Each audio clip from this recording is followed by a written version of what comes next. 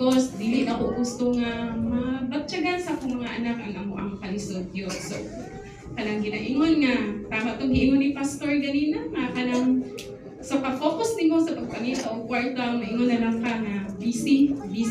Murag wala na kayo panahon sa Ginoo.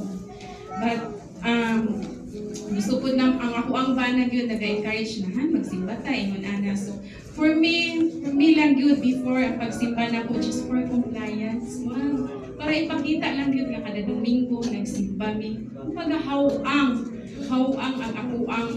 ako ang kasing-kasing.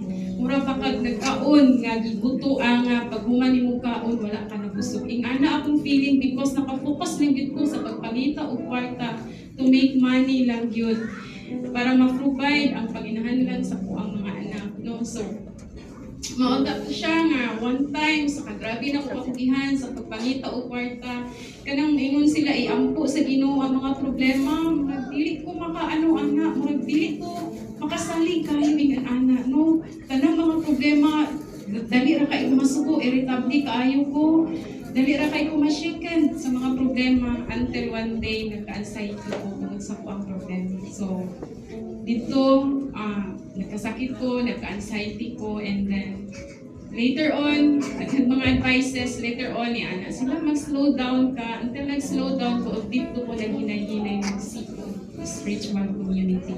So, dako akong pasalamat ni Ate Netnet,